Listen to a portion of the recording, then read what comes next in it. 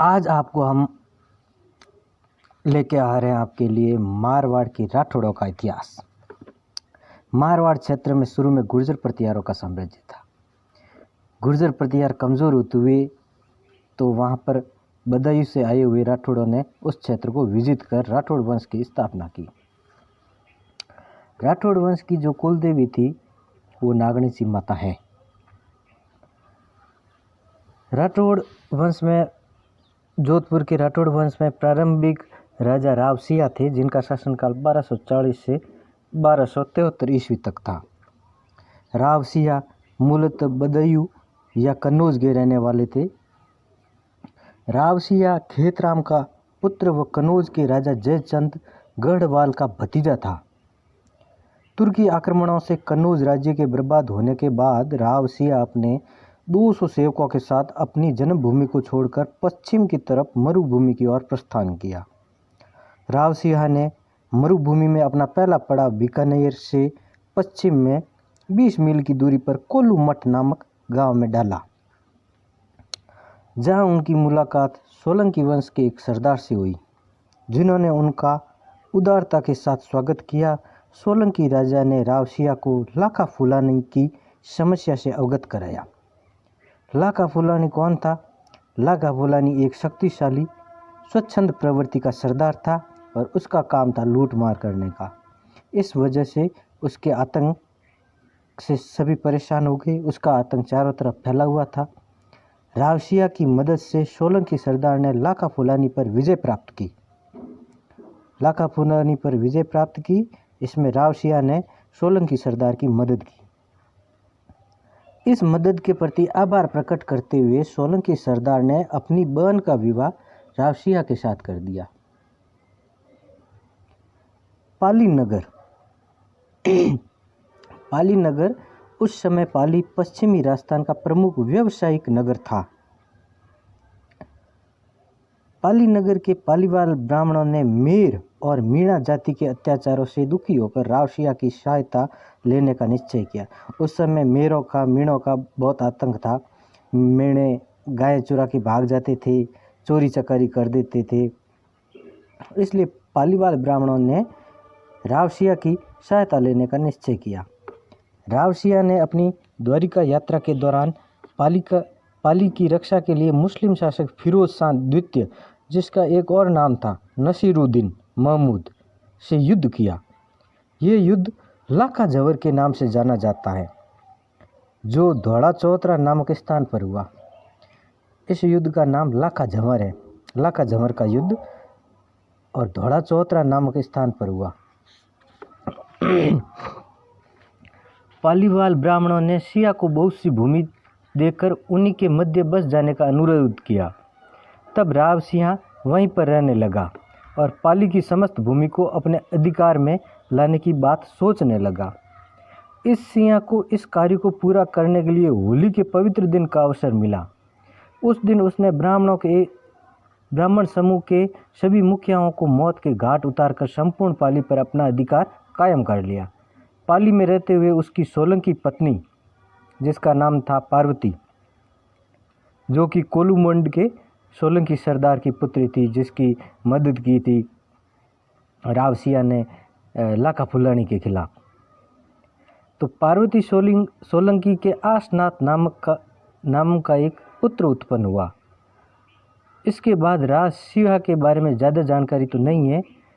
केवल बिठू गांव, जो अभी पाली में है, के पास विक्रम संवत 1330 के कार्तिक बुद्धि 9 अक्टूबर 1273 ईस्वी का एक शिलालेख प्राप्त होता है, जिसमें हमें यह जानकारी मिलती है कि इस तिथि को मुसलमानों के विरुद्ध गो रक्षार्थ राव सिया यहाँ पर शहीद हुए और इन्हीं के साथ उनकी पत्नी पार्वती सोलंकी भी सती हुई। बिट्टू गांव में गायों की रक्षा के लिए युद्ध करते हुए वहाँ पर गो रक्षार्थ शहीद हो गए और उनकी साथ सती हो गई उनकी पत्नी पार्वती सोलंकी। आगे जब हम अध्ययन करते हैं किताबों ग्रंथों से तो ये जानकारी मिलती है और ये प्रतीत होता है कि सिया ने मारवाड़ के राज्य को स्थापित कर दिया, परंतु उसे व्यवस्थित करने में सफल न हो सका। इसलिए सिया के पुत्र आसनाथ को अपने ननियाल में जाकर रहना पड़ा। और राव सिंह को मारवाड़ के राठौड़ वंश का मूल पुरुष, आदि पुरुष या संस्थापक माना जाता है। फिर आसनाथ का शासनकाल 1273 से 1291 ईस्वी तक हुआ। आसनाथ ने मुंदोच नामक ग्राम में अपनी शक्ति का संगठन किया। गांव का नाम था मुंदोच, और वहां पर अपनी शक्ति का संगठन किया और उपयुक्त अवसर पाकर उसने डाबी राजपूतों को अपनी ओर मिलाया। डाबी राजपूतों को अपनी ओर मिलाया और खेड़ पर अपना अधिकार स्थापित किया। उसी प्रांत के पास भील सरदार को परास्त कर ईडर राज्य को अपने भाई सोनगरा को दे दिया। अब खेड़ मंदिर है जहाँ पर आज भगवान सत्यनारायण जी का बहुत बड़ा अच्छा मंदिर है, खेड़ रणछोड़ दास भगवान का। तो उस खेड़ मंदिर वो वही स्थान है जहाँ पर आज रणछोड़ दास मंदिर बना हुआ है भगवान कृष्ण का। वही खेड़ पर अपना अधिकार स्थापित किया। उसी प्रांत के पास भील सरदार को परास्त कर ईडर राज्य को अपने भाई सोनगरा को दे दिया। सोनगरा, ईडर का राज्य अपने भाई सोनगरा को दे दिया। इसी समय जलालुद्दीन खिलजी की सेना ने पाली पर आक्रमण कर दिया। जलालुद्दीन खिलजी, यही वो अलाउद्दीन खिलजी का चाचा। इसी समय जलालुद्दीन खिलजी की सेना ने पाली पर आक्रमण कर दिया। तो आसनाथ पाली की रक्षा के लिए खेड़ से रवाना हुआ। आसनाथ व जलालुद्दीन खिलजी की सेना के मध्य 1291 ईस्वी में युद्ध हुआ, जिसमें आसनाथ अपने 140 साथियों के साथ वीर गति को प्राप्त हुए। चलो, यहाँ पर आसनाथ अपने 140 साथियों के साथ वीर गति को प्राप्त हुए जलालुद्दीन खिलजी के विरुद्ध लड़ते हुए 1291 ईस्वी में। इसके बाद आसनाथ का पुत्र धुवड़ खेड़ का स्वामी बना। वही खेड़ मंदिर है आज जहाँ पर। तो आसनाथ का पुत्र धुवड़ खेड़ का स्वामी बना और धुवड़ ने राठौड़ों की कुल देवी चक्रेश्वरी की मूर्ति, जिन्हें नागणे की माँ भी कहते हैं, उनकी मूर्ति कर्नाटक से लाकर नागणा गांव बाड़मेर में, जिसे नागणा भी कहते हैं, नागणा गांव बाड़मेर में स्थापित करवाई। इसके बाद 1291 से 1381 तक रायपल, कर्णपाल, बीरमदेव, मल्लीनाथ राठौड़ इस वंश के शासक बने। मल्लीनाथ राठौड़ जिनके समय से ही तिलवाड़ा में ये मेला लगना शुरू हुआ था। मल्लीनाथ राठौड़ जी के समय से ही शुरू हुआ तिलवाड़ा पशु मेला। उनके बाद में आ जाता है शासनकाल राव चूड़ा का। राव चूड़ा का शासनकाल 1384 से 1423 ईस्वी तक। 1384 से 1423 ईस्वी तक राव चूड़ा वीरमदेव का द्वितीय पुत्र था। पिता का नाम क्या था? वीरमदेव, और वीरमदेव का द्वितीय पुत्र था राव चूड़ा, दूसरे नंबर का। वीरमदेव की मृत्यु के समय राव चूड़ा की उम्र मात्र 6 वर्ष की थी। मात्र 6 वर्ष की थी। राव चूड़ा की माता ने उसे कलऊ के आला चारण के संरक्षण में रखा। राव चूड़ा की माता ने उसे राव चूड़ा को कलऊ के आला चारण के संरक्षण में रखा। उसके बाद राव चूड़ा को उसके चाचा मल्लीनाथ के पास पहुंचा दिया। मल्लीनाथ जी राठौड़ मल्लीनाथ के पास पहुंचा दिया। राव चूड़ा ने अपनी शक्ति का गठन करना शुरू कर दिया। राव चूड़ा के समय मारवाड़ पर तुर्की आक्रमण शुरू हो गए थे। मारवाड़ का केंद्रीय भाग मंडोर मालवा के सूबेदार के अधीन हो गया।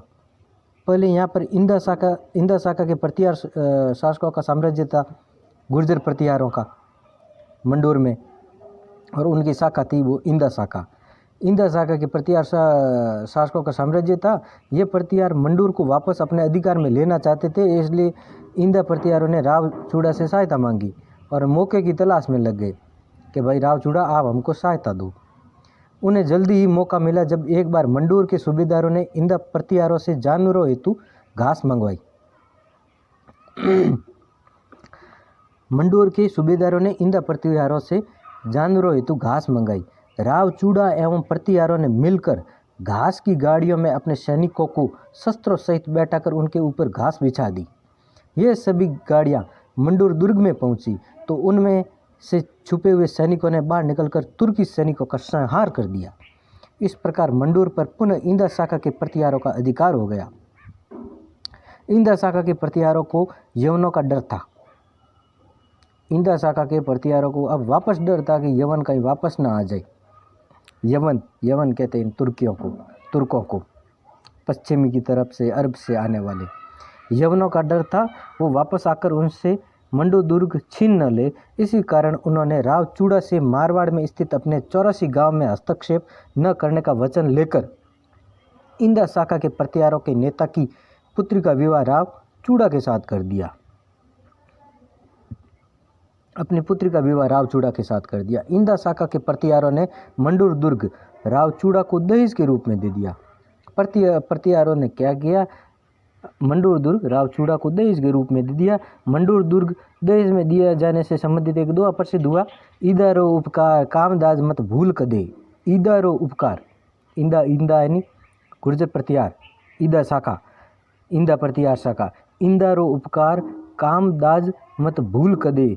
चूड़ो चमरी चाड री मंडावर दायजे यानी मंडूर दायजे में दिया, चमरी भी चढ़ाया। इंदा शाखा के प्रतिहार मंडूर में राव चूड़ा को सामंत बनकर रहने लगे। अब ये क्या हुआ? इंदा शाखा के प्रतिहार मंडूर में राव चूड़ा के सामंत बनकर रहने लगे। राव चूड़ा को तो बना दिया राजा और ये खुद इंदा शाखा के प्रतिहार इनके सामंत बनकर उनके आगे रहने लगे। और ध्यान रखने योग्य बात यह है कि मारवाड़ राज्य में सामंत प्रथा की शुरुआत राव चूड़ा के द्वारा की गई, जबकि जोधा के समय यह पल्लवित हुई।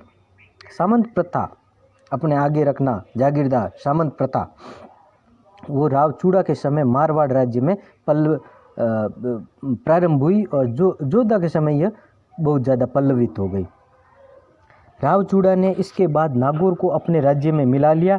राव चूड़ा मंडूर की देख रेख अपने पुत्र सदा के हाथों में सौंपकर स्वयं नागौर में रहने लगा। अब राव चूड़ा ने क्या किया? मंडूर की देख रेख अपने पुत्र था जिसका नाम सदा था, सदा के हाथों में सौंपकर खुद नागौर में रहने लगा। राव चूड़ा ने नागौर के पास चूड़ासर नामक नगर बसाकर अपनी शक्ति का संगठन किया। इस कारण उसके पड़ोसी राज्य उसके विरोधी हो गए। पुंगल के भाटियों ने मुल्तान के सेना नायक सलीम को यहाँ आक्रमण करने के लिए बुलाया। किसने? पुंगल के भाटियों ने मुल्तान के सेना नायक सेनापति सलीम को यहाँ आक्रमण करने के लिए बुलाया। किस पर? इस पर, चूड़ा पर, और नागौर पर चढ़ाई कर दी। जैसलमेर के भाटी तथा जांगलू के सांकला भी इनसे जाकर मिल गए। किनसे? भाटियों के साथ ये कौन मिल गए? जैसलमेर के भाटी तथा जांगलू के सांकला भी पुंगल वालों के साथ में मिल गई।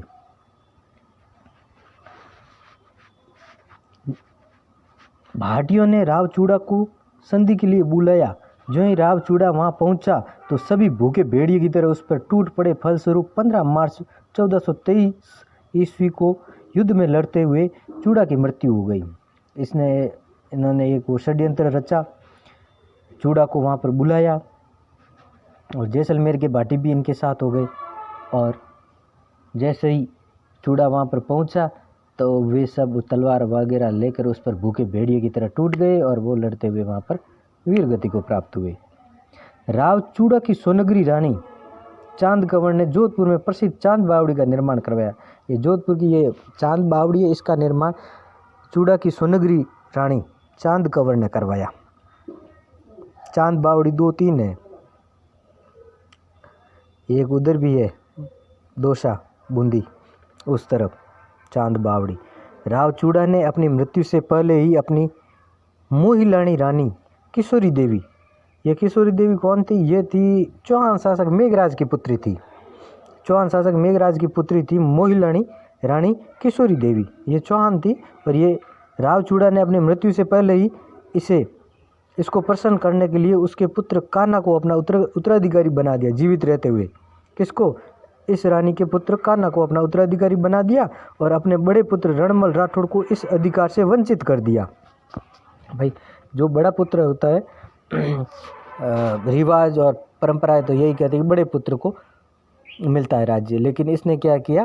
पहले ही रानी को वचन दे दिया और अपने जीवित रहते हुए कान्हा को क्या बना दिया? उत्तराधिकारी, और बड़े पुत्र रणमल राठौड़ को इस अधिकार से वंचित कर दिया। रणमल राठौड़ नाराज होकर सोजत जाकर रहने लगा। नाराज़ होने वाली बात है। और वो काम पर चला गया। सोजत पाली वहाँ पर रहने लगा। वहाँ से असंतुष्ट होकर मेवाड़ के महाराणा लाखा के पास जाकर रहने लगा। राव कान्हा का शासनकाल 1423 से 27 ईस्वी तक रहा। कान्हा मारवाड़ में रहते हुए सांकला तथा भाटियों से युद्ध करते हुए मारा गया। ये कान्हा तो अब मारा गया। और जनश्रुति है कि राणा कान्हा को करणी माता ने मारा था, जनसूत्र है। उसके बाद कान्हा के लड़के रणधीर और नरबद के मध्य विवाद खड़ा हो गया। रणधीर ने मारवाड़ की स्थिति को नाजुक देखते हुए रणमल को मेवाड़ से बुलाया। ये इसके काका थे। ये कान्हा के दोनों बेटे थे, रणधीर और नरबद। इनके मध्य क्या हो गया? युद्ध हो गया, विवाद हो गया। तो रणधीर ने क्या किया, एक लड़के ने अपने काका रणमल को, जो मेवाड़ में राणा लाखा की शरण में चले गए थे, रणमल को मेवाड़ से बुलाया कि आप आ जाओ चाचा जी। अब राव रणमल का शासनकाल आ गया और ये शासनकाल लगभग 1427 ईस्वी से 1438 ईस्वी तक रहा। राव रणमल राव चूड़ा का ज्येष्ठ पुत्र था। राव चूड़ा के लाडले छोटे पुत्र कान्हा के पक्ष में रणमल को अपना राज्य अधिकार छोड़ना पड़ा। रणमल मारवाड़ से मेवाड़ के महाराणा लाखा की सेवा में जाकर रहने लगा। मारवाड़ लाखा ने उसकी सेवाओं से प्रसन्न होकर उसे धड़ला नामक जागीर दे दी थी। मेवाड़ रियासत में रहते हुए रणमल ने अपनी बहन हंसाबाई का विवाह मेवाड़ के महाराणा लाखा के पुत्र राव चूड़ा से करने के लिए सोचा। अब ये राणा चूड़ा था, राणा शाखा कहाँ की है? मेवाड़ की। तो राणा लाखा के पुत्र थे राणा चूड़ा। एक चूड़ा वो था जो इनका पिता था रणमल का, और एक चूड़ा ये है जो महाराणा लाखा का पुत्र है। तो उसने रणमल राठौड़ ने अपनी बहन हंसाबाई का विवाह लाखा के पुत्र राणा चूड़ा से करने के लिए सोचा। रणमल ने राणा चूड़ा के लिए सगाई का नारियल दरबार में भेजा। उस समय राणा लाखा का पुत्र चूड़ा दरबार में नहीं था। सगाई के नारियल को देखकर महाराणा लाखा ने मजाक करते हुए कहा कि यह बुढ़ापे में मेरे साथ किसने मजाक किया। राणा चूड़ा को वहाँ न देखकर रणमल का दास वापस रणमल के पास पहुँचा। दास ने सारी बात रणमल को कही तो रणमल ने दास को वापस लाखा के पास सशर्त सगाई का नारियल देकर भेजा। रणमल ने शादी की शर्त रखी कि मेरी बहन के होने वाले पुत्र को राणा लाखा अपना उत्तराधिकारी बनाए तो मैं अपनी बहन की शादी राणा लाखा के साथ कर दूंगा। महाराणा लाखा इस शर्त को स्वीकार कर लेता है। रणमल ने अपनी बहन हंसा की शादी महाराणा लाखा के साथ कर दी। नारियल तो बेटे के लिए लेके गए थे और बाप को दे आए, बाप के साथ शादी हो गई। महाराणा लाखा व हंसाबाई के एक पुत्र मोकल उत्पन्न हुआ। अब देखो, महाराणा लाखा व हंसाबाई के एक पुत्र मोकल उत्पन्न हुआ। लाखा की मृत्यु के पश्चात 1421 ईस्वी में मोकल मेवाड़ का महाराणा बना। रणमल ने 1426 ईस्वी को मेवाड़ की सैनिक सहायता से मंडूर पर अधिकार कर लिया। रणमल का भांजा मोकल उस समय मात्र 12 वर्ष का था और राणा लाखा ने अपने ज्येष्ठ पुत्र कुंवर चूड़ा को मोकल का संरक्षक बनाया। कुंवर चूड़ा की सौतेली माता, अच्छा, जो अपना ज्येष्ठ पुत्र कुंवर चूड़ा उसको मोकल का संरक्षक बनाया। कुंवर चूड़ा की सौतेली माता अर्थात रणमल की बहन हंसाबाई हमेशा चूड़ा को शक की दृष्टि से देखती थी। इसी कारण चूड़ा परेशान होकर मेवाड़ छोड़कर मालवा के सुल्तान होशंग शाह के पास चला गया।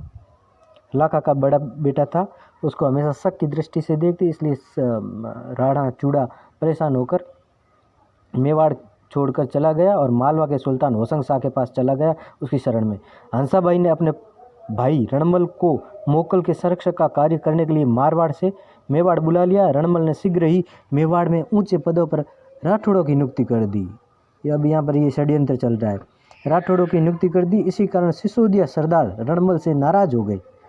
वो सोच रहे कि भाई मेवाड़ हमारा, हम सिसोदिया इस गोइल वंश के, और ये राठौड़ों को हर ऊंची पोस्ट पर नियुक्ति दे रहा है। इस कारण सिसोदिया सरदारों में उसके प्रति घिन उत्पन्न हो गई। वो सब नाराज हो गए। रणमल मारवाड़ का ही स्वामी नहीं रहा बल्कि मेवाड़ का भी सर्वेसर्वा बन गया ये रणमल राठौड़।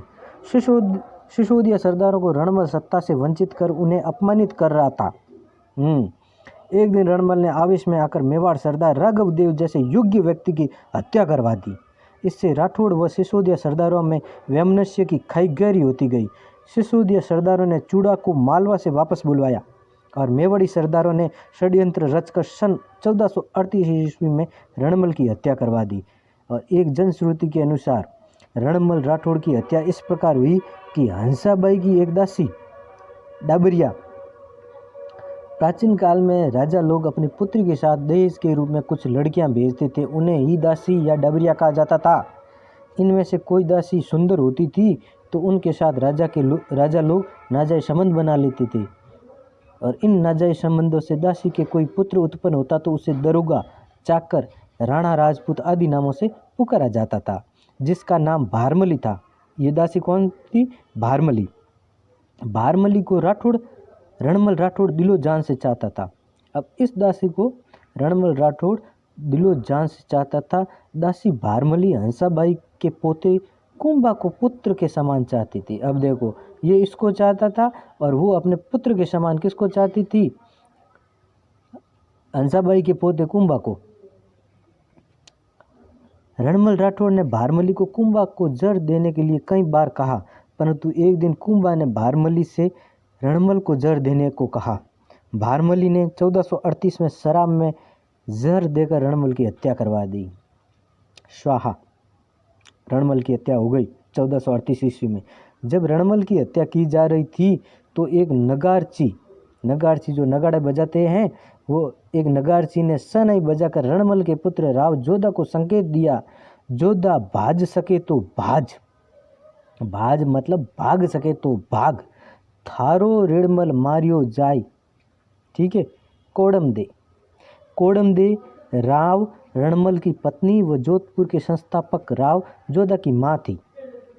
कोड़म दे ने कोड़मदेश्वर बीकानेर में कोड़मदेश्वर बावड़ी बनवाई।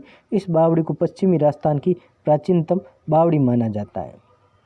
अच्छा, उसने ये संकेत दे दिया कि भाई जोधा भाज सके तो भाज, थारो रेड़मल मारियो जाओ। ठीक है। और कोड़मदेव का संक्षिप्त परिचय हमने आपको दे दिया। कोड़मदेव कौन थी? कोड़मदेव राव रणमल की पत्नी थी। वह जोधपुर के संस्थापक राव जोधा की माँ थी, कोड़मदेव। अब राव जोधा का शासनकाल। राव जोधा का शासनकाल 1438 से 1489 1489 ईस्वी तक। राव जोधा राव रणमल व रानी कोड़मदेव का पुत्र था। रणमल व कोड़मदेव का पुत्र राव जोधा था। राव जोधा को जब अपने पिता रणमल की हत्या करने का पता चला तब वो मेवाड़ में ही था। मेवाड़ से जोधा अपनी जान बचाकर मारवाड़ की तरफ भागा। कुंभा की सेना ने उसका पीछा कर उसको वहाँ से भगा दिया तो राव जोधा वहाँ से वापस मेवाड़ अपनी बुआ हंसाबाई के पास पहुँचा। राव जोधा की बुआ व कुंभा की दादी हंसाबाई ने इन दोनों के मध्यस्थता कराते हुए संधि करवाई, जो आवल बावल की संधि के नाम से जानी जाती है। आवल बावल की संधि के तहत मेवाड़ व मारवाड़ की सीमा का निर्धारण हुआ कि मेवाड़ की सीमा बनाई, मारवाड़ की सीमा बनाई। मेवाड़ व मारवाड़ की सीमा का निर्धारण मुख्य बिंदु सोजत था। आवल बावल की संधि।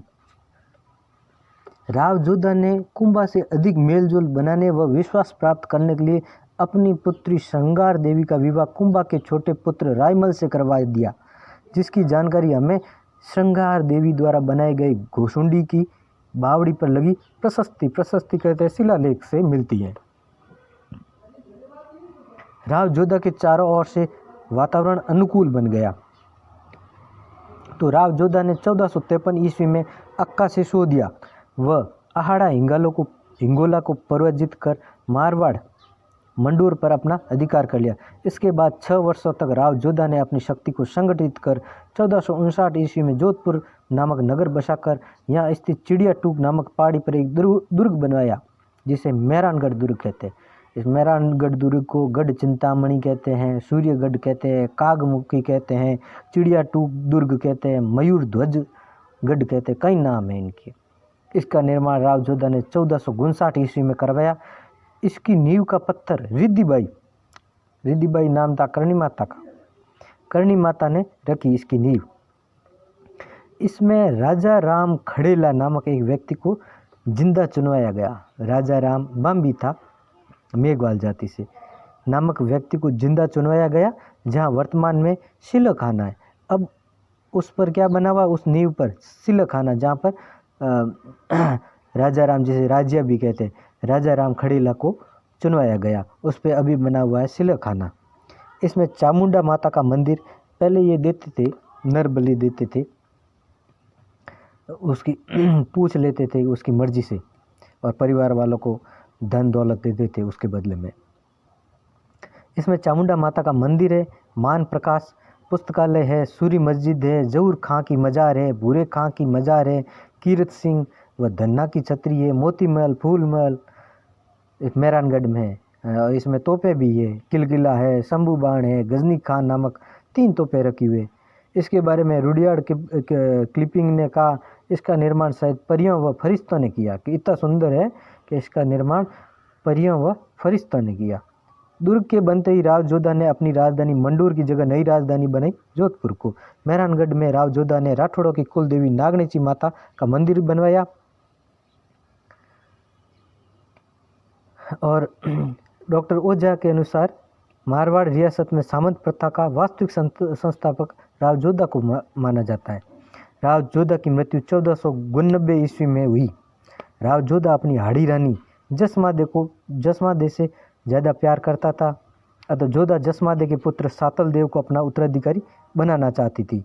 राव जोधा की हाड़ी रानी जसमादे ने दुर्ग के समीप रानीसर तालाब का निर्माण करवाया था। श्रृंगार देवी राव जोधा की पुत्री थी, जिसकी शादी मेवाड़ से अच्छे संबंध बनाने के लिए महाराणा कुंभा के छोटे पुत्र रायमल के साथ की गई। श्रृंगार देवी ने घोसुंडी नामक स्थान पर श्रृंगार बावड़ी बनवाई। अब बीका के बारे में पढ़ते हैं। राव जोधा का भाई कांगल सिंह, राव जोधा का भाई कांगल सिंह हिसार के निकट साहाबा नामक स्थान पर रहकर हिसार के इलाके में लूटपाट करता था। इस कारण एक बार सुल्तान बलो लोदीन के सूबेदार सारंग खां के हाथों वह युद्ध में मारा गया। राव जोधा अपने भाई की मौत का बदला लेने के लिए बड़े पुत्र बीका को साथ लेकर सारंग खां पर चढ़े कर झांस नामक स्थान पर उसे मार डाला। किसे? बलो लोदी के सूबेदार सारंग खां को मार दिया, क्योंकि उसने राव जोधा के भाई को मारा था। भाई का क्या नाम था? कांगल सिंह। राव जोधा व बीका वापस जोधपुर आ रहे थे तो रास्ते में रात्रि को द्रोणपुर नामक स्थान पर ठहरे, जहां राव जोधा ने अपने बड़े पुत्र बीका से 2 वचन मांगे। अब ये बीका थे, वो राव जोधा के पुत्र थे, बड़े पुत्र। राव जोधा ने अपने बड़े पुत्र बीका से 2 वचन मांगे। पहला वचन ये मांगा कि भाई बीका से लाडनू नामक जागीर जोधा के नाम करने को कहा। बीका को अपने प्रिय पुत्र सातल देव के लिए जोधपुर की राजगद्दी छोड़ने को कहा। बीका से लाडनू नामक जागीर जोधा के प्रिय पुत्र सातल देव के लिए, बीका को अपने जोधा का जो पुत्र था सातल देव जोधपुर की राजगद्दी और छोड़ने को कहा। बीका था ये बड़े पुत्र, तो जोधा ने क्या कहा? दूसरा प्रिय वचन सातल देव के लिए कि भाई मेरे पुत्र सातल देव के लिए आपको जोधपुर की राजगद्दी छोड़ने को कहा। और बीका ने अपने पिता की दोनों बातें मान ली। बड़ा आज्ञाकारी पुत्र थे बीका जी कि भाई जोधा से एक प्रार्थना की कि आपका बड़ा पुत्र होने के नाते मुझे आपके तख्त, तलवार, ढाल, छत्र और जोधपुर का राज सिंहासन, राज चिन्ह आदि पूजनीय वस्तुएं मिलनी चाहिए। राज सिंहासन नहीं, राज चिन्ह आदि पूजनीय वस्तुएं मुझे मिलनी चाहिए। बाकी जो आप ये जो दोनों शर्तें की वो आपकी मंजूर है। राव जोधा ने यह सभी वस्तुएं बीका को देना स्वीकार किया। इस प्रकार राव बीका ने अपने पिता के कहने पर जोधपुर की राजगद्दी छोड़ी। जो दोनों शर्तें की वो आपकी मंजूर। अब जो ये सातल देव थे ये राव जोधा के बीका को छोटे पुत्र थे, स्वीकार किया। सातल देव का शासनकाल 1490 से 1492 तक लगभग 3 सालों तक रहा। अब जो राव सातल देव थे ये राव जोधा का छोटा पुत्र था। इसने अपने ससुर देवीदास से कुंदल का प्रांत लेकर अपने राज्य का विस्तार किया। राव सातल देव ने जैसलमेर में अपने नाम से सातलमेर नामक कस्बा बसाया। 1490 ईस्वी में अजमेर के हाकिम मल्लू खान ने राव राज्य का विस्तार किया। सातल देव के भाई वर्ष को छल से बुलाकर बंदी बनाया। सातलमेर नामक कस्बा बसाया। इसकी सूचना सातल देव के पास पहुंचते ही उसने अजमेर पर चढ़ाई कर वर सिंह को मुक्त करवाया। मल्लू खान ने मेड़ता पर चढ़ाई की तो मेवाड़ के पास हुए युद्ध में राव सातल देव इसकी सूचना सातल देव के मल्लू खान को बुरी तरह से हराया, अजमेर पर जिसे मल्लू खान को मैदान छोड़कर भागना पड़ा। मल्लू खान की सेना मैदान छोड़कर भाग रही थी। उसी समय पिपाड़ नामक स्थान पर सातल देव ने मारवाड़ की 140 तरह से कुंवारी कन्या जिसे गणगौर की पूजा मैदान छोड़कर भागना पड़ा। अजमेर के हाकिम मल्लू खान के सेनापति घुड़ले खान की नजर उन सुंदर लड़कियों पर पड़ी। घुड़ले खान ने उन लड़कियों का अपहरण कर अपने साथ ले गया। इस घटना का पता दी जोधपुर के शासक राव मल्लू सातल देव को चलते ही उसने घुड़ले खान पर आक्रमण कर कुंवारी कन्याओं को मुक्त करवाया। राव सातल देव ने लड़कियों को प्रसन्न करने के लिए घुड़ले खान की गर्दन काटकर तीरों से छिद्रित कर चलते ही उसने घुड़ले जगह जगह उसकी गर्दन में तीर मारकर उन कुंवारी कन्याओं को दे दिया। राव सातल देव मुक्त होने और शत्रु के मर जाने पर प्रसन्न हुई तथा प्रसन्न होकर नाचने लगी। इस नृत्य को हम घुड़ला नृत्य के नाम से जाना जाता है। अच्छा, घुड़ला उस समय से शुरुआत हुई थी। घुड़ला नृत्य मारवाड़ में किया जाता है ना, एक मटकी को छेद कर अंदर दिए रखते हैं, नाचने लगी। इस नृत्य को हम छेद क्यों करते हैं क्योंकि अच्छा सातल देव ने उस समय से शुरुआत हुई थी। सर को गर्दन को किया जाता है, तीरों से छेद किया था। मटकी को उसके उपलक्ष्य में गर्दन मानकर मटकी को क्या मान लेते गर्दन और उसमें छेद कर देते, अंदर दिया लगा देते और रात में घुड़ला फेरते हैं। घुड़ला घूमेला भाई घूमेला छेद किया था। तो उसके ये घटना में चैत्र कृष्ण अष्टमी को ही घुड़ला नृत्य इसी दिन से शुरू हुआ, जो वर्तमान में भी किया जाता है। घुड़ला नृत्य महिलाओं द्वारा सिर पर छिद्रित मटका तथा उसमें दीपक रखकर किया जाता है। को ही घुड़ला नृत्य इसी दिन घुड़ला नृत्य रात में किया जाता है, जो वर्तमान में भी किया जाता है। राव सातल देव नृत्य घुड़ले खान से कुंवारी कन्या को मुक्त करवा रहा था, तो उस समय युद्ध में वह बहुत घायल हो गया था। इस कारण 13 मार्च 1492 ईस्वी में उसकी मृत्यु हो गई। राव सातल देव की रानी फूला भटियाणी ने जोधपुर शहर में फूलेलाल नामक तालाब घायल हो गया था। इस कारण अब देखो 13 मार्च 1492 ईस्वी में उसकी मृत्यु अजमेर के मुस्लिम सेनापति की रानी फूला भटियाणी ने जोधपुर शहर में फूलेलाल नामक तालाब बनवाया। मारवाड़ के राव जोधा के पुत्र सातल देव ने 1491 ईस्वी में जब अजमेर के मुस्लिम अजमेर से गिंदोली को उठा ले आई। ये गिंदोली इसकी पुत्री थी, ये घुड़ले खां के पुत्री थी और सातल देव इस गिंदोली को उठा ले आए 1491 और उसे अपने रंग महल में रख दिया। गिंदोली ने महाराजा सातल देव से अनुमति प्राप्त कर अपने पिता घुड़ला की याद में घुड़ला त्योहार मारवाड़ में प्रारंभ करवाया। वर्तमान में भी अपने रंग महल में रख दिया। मारवाड़ में गणगौर के मेले के समय घुड़ला त्योहार आयोजित किया जाता है। अपने पिता घुड़ला की याद में घुड़ला त्योहार अलग है, घुड़ला नृत्य अलग है। वर्तमान में भी घुड़ला त्योहार गणगौर के मेले के समय घुड़ला त्योहार आयोजित किया जाता है मारवाड़ में जाता है। तो ये सातल देव तक का इतिहास नृत्य अलग है। और इसके बाद में हम गणगौर के मेले अगले वीडियो में घुड़ला त्योहार सूजा से स्टार्ट करेंगे और राठौड़ों का कई तो ये महत्वपूर्ण शासकों का इतिहास था बारे में जानकारी देंगे। और इसके बाद में अगर अच्छी लगे अगले वीडियो में राव सूजा से सब्सक्राइब कर दें और हम राठौड़ों के कई महत्वपूर्ण शासकों के बारे में जानकारी ऐतिहासिक किताबों से यहाँ तक अगर अच्छी लगे ये इतिहास मंगवाकर वो आपको सुनाई को सब्सक्राइब कर दें। जय हिंद, जय भारत। जितनी भी है ये